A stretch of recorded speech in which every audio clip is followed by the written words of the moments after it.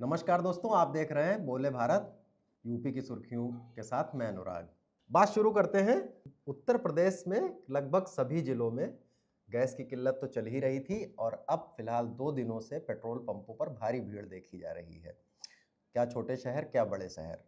बड़े शहरों में अभी थोड़ा हालात काबू में हैं, लेकिन छोटे शहरों में स्थिति यह है कि लोग ट्रैक्टरों पर ड्रम लाद कर ले जा रहे हैं और डीजल और पेट्रोल पंपों पर मांग रहे हैं। अभी तक की स्थिति यह है कि भीड़ के कारण बहुत जगह पर पुलिस बुलानी पड़ रही है, कई जगह अफसरों को उतरना पड़ रहा है, सप्लाई अफसर और प्रशासन के अफसर वो को पेट्रोल पंपों पर खड़ा होना पड़ रहा है, आपस में लोग मारपीट कर रहे हैं। हालांकि अभी तक सभी पेट्रोल पंपों पर पेट्रोल और डीजल मिल रहा है। लखनऊ में बोले भारत ने कई जगह जाकर जायजा लिया पंपों पर, तो वहां पता चला कि भीड़ उमड़ रही है, लेकिन जो जितना पेट्रोल डीजल मांग रहा है उसे उतना पेट्रोल अभी फिलहाल मिल रहा है। अफसर कह रहे हैं कि अभी स्टॉक है और ऐसी कोई पैनिक जैसी स्थिति नहीं है। हमारे यहाँ पर्याप्त मात्रा में पेट्रोल उपलब्ध है, इसीलिए में कल से भीड़ लगी है। लेकिन हम लोग जितना लोग मांग रहे हैं उतना पेट्रोल अब उपलब्ध करा रहे हैं। कोई दिक्कत अभी अब ये है कि अगर वहां से नहीं आएगा तो दिक्कत बढ़ सकती है। लेकिन जनता के बीच में एक डर तो है। डर दो तरह के हैं कि एक तो दाम बढ़ सकते हैं, दूसरा गैस की किल्लत और ईरान वार के कारण लोगों में एक ये अफवाह है कि पेट्रोल भी खत्म हो सकता है। तो इसको लेकर जैसे बहुत सारे शहरों से आ रही है। गोंडा में पिछले 2 दिनों में पेट्रोल पंपों पर 2 जगह भारी मारपीट हो गई आपस में लोगों के लिए। गोरखपुर में डीएम को उतरना पड़ा और भी जगह पर जिला पूर्ति अधिकारी से लेकर प्रशासन के लोग इसको मैनेज करने में लगे हुए हैं। तो उत्तर प्रदेश की सरकार भी आश्वस्त कर रही है कि पेट्रोल डीजल है अभी और पैनिक ना हो, जितना ज़रूरत हो उतना लो। लेकिन ये होता है कि एक जो पैनिक बाइंग है वो उत्तर प्रदेश में शुरू हो गई है और तमाम आश्वस्तियों के बाद भी जनता पेट्रोल पंप पर उमड़ रही है। रात के 12-12 बजे के दौरान भी आप देखेंगे तो बाइक और मोटरसाइकिल लेके लोग वहां पर उमड़े हुए थे। इसी बीच ये हुआ है कि पेट्रोल की कीमतें महंगे होने की का जो डर था वो ये था, सरकार ने पेट्रोल पर, केंद्र सरकार ने एक्साइज ड्यूटी कम कर दी है, जिससे 10-10 रुपए पेट्रोल और डीजल दोनों के दामों में कमी हो सकती थी। ये एक्साइज ड्यूटी कमी होने से हो सकता है कि पेट्रोल के दाम ना घटें, लेकिन पेट्रोल के दाम बढ़े ना, इसका प्रयास है ये। तो ये भी सरकार की तरफ से शायद एक मैसेज है कि इसको लेकर पैनिक बाइंग ना कीजिए और पेट्रोल के ना तो दाम बढ़ेंगे ना तो पेट्रोल की क्राइसिस होगी। लेकिन गैस सिलेंडर के साथ पेट्रोल डीजल की भीड़ पेट्रोल पंपों पर बढ़ तो रही ही है, काला बाजारों पर कार्रवाई हो रही है और भारी भीड़ देखी जा रही है।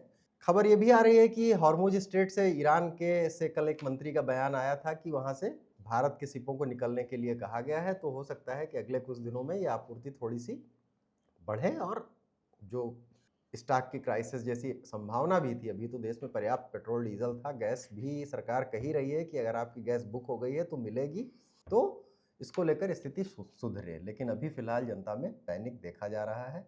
उत्तर प्रदेश के मुख्यमंत्री ने भी कहा है कि ज़रूरत पड़ने पर ही पेट्रोल डीजल लें और वो मिलेगा, ये सुनिश्चित किया जाएगा, पैनिक ना हो। तो ये तो पेट्रोल डीजल की खबर के बाद एक राजनीतिक खबर पर भी बात कर लेते हैं। उत्तर प्रदेश के चुनाव में 1 साल से भी कम रह गया है। सभी पार्टियां अपनी पेशबंदी कर रही हैं। कोई निषाद वोटों पर दौरे डाल रहा है, कोई मुस्लिम वोटों के समीकरण साध रहा है। बहुजन समाजवादी पार्टी जो उत्तर प्रदेश की सियासत में एक बड़ी ताकत कभी हुआ करती थी, अभी महज उसका एक विधायक है, वो भी अब थोड़ा एक्टिव मोड में दिख रही है। पिछले महीने से ही बहन जी काफ़ी प्रेस कॉन्फ्रेंस वगैरह कर रही थी, लेकिन ये कहा जा रहा है कि 14 अप्रैल जो कि डॉक्टर अंबेडकर की जयंती भी होती है, उससे पहले बसपा अपनी रणनीति को ज़्यादा मूर्त स्वरूप देगी और पार्टी की जो जिम्मेदारी मायावती से अब आकाश आनंद के पास आएंगी। और ये कुछ दिनों में साफ हो जाएगा कि आकाश आनंद के पास क्या काम होगा, जिलों वार किसको काम बांटे जाएंगे और आकाश आनंद की कितनी और कैसी भूमिका होगी बहुजन समाजवादी पार्टी की सियासत में। Bahujan Samajwadi party road show वगैरह जैसे कार्यक्रम नहीं करती है, वो तो कैडर वाली पार्टी होती थी, गांव-गांव में छोटे-छोटे सम्मेलन किया करती थी। लेकिन कहा जा सकता है कि हो सकता है कि 14 अप्रैल से पहले या उसके बाद आकाश आनंद उत्तर प्रदेश में रैलियों का सिलसिला शुरू करें और उनके रोड शो, क्योंकि युवाओं को काफ़ी आकर्षित करती हैं बाइक रैलियां वगैरह, तो बहुजन समाज पार्टी ये भी शायद मोड बदलने के प्रयास में है कि जो आकाश आनंद का युवा चेहरा है उनके सहारे युवाओं को लुभाया जाए, नए समीकरण साधे जाए और अपना जो कोर वोट है, अभी फिलहाल माना जा रहा था बहुजन समाजवादी पार्टी का जो पराभव हुआ है पिछले 2 चुनाव में, हालांकि अभी भी उनके पास एक अच्छा वोट बैंक है, उसमें नया वोट जोड़ा जाए और अपने जाटो वोट को फिर से कंसोलिडेट किया जाए और उसकी ताकत दिखाकर दूसरे समुदायों को जोड़ा जाए कि हमारे पास ये वोट है। टिकट वितरण की रणनीति से लेकर आकाश आनंद की भूमिका तक इसमें तय होगी। तो टिकट वितरण में जैसे कि बहन जी ने कहा ही था कि ब्राह्मण समाज के बाटी चोखा की नहीं सम्मान की ज़रूरत है, तो उसमें ये भी चर्चा चल रही है कि ब्राह्मण समेत दूसरे समुदायों को टिकट में हिस्सेदारी देकर और जाटो समुदाय को जोड़ करके, मुसलमानों को भी जोड़ करके पार्टी एक बार फिर से अपने को फॉर्म में लाने की कोशिश करेगी और आकाश आनंद की इसमें भूमिका होगी। उनकी भूमिका एक बार पहले भी तय हुई थी, लेकिन पिछले लोकसभा चुनाव के दौरान जब वो भारतीय जनता पार्टी और पीएम मोदी पर बहुत आक्रामक हो गए थे और सीतापुर की एक रैली में उन्होंने एक जोरदार भाषण दिया था, उसके बाद बहन जी ने उनके रैलियां रद्द कर दी थी और उनके अधिकार सीमित कर दिए थे। तब से बसपा में बहुत कुछ बदला है, कोऑर्डिनेटर वगैरह सब बदले जा रहे हैं और शायद बसपा भी अब कुछ नया करने की फिराक में है। रामनवमी है आज, अयोध्या के राम मंदिर में कार्यक्रम हुए हैं, भगवान श्री राम का पंचामृत अभिषेक किया गया है और सूर्य तिलक भी किया गया है, जिसमें सूर्य की किरणें 9 मिनट तक उनके माथे पर पड़ी हैं। बाकी लोग भी रामनवमी मना रहे हैं।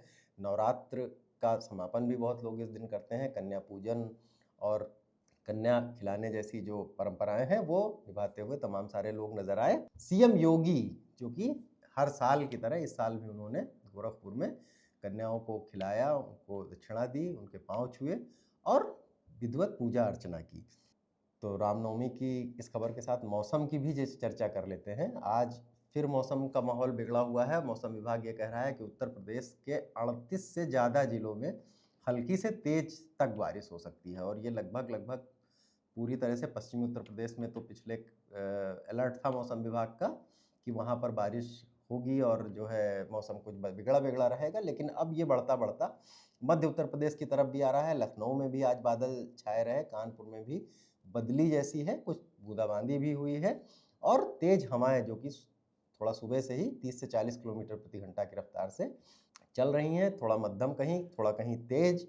और कहा जा रहा है कि ये 4-5 दिन इस तरह का मौसम रह सकता है, यानी कि धीरे धीरे बढ़ते हुए हो सकता है पूरब की तरफ भी जाए और ये बारिश हल्की फुल्की करके थोड़ा सा आपको गर्मी से राहत तो ज़रूर देगी, लेकिन चूंकि इस मौसम की बारिश किसानों को थोड़ा नुकसान पहुंचाती है।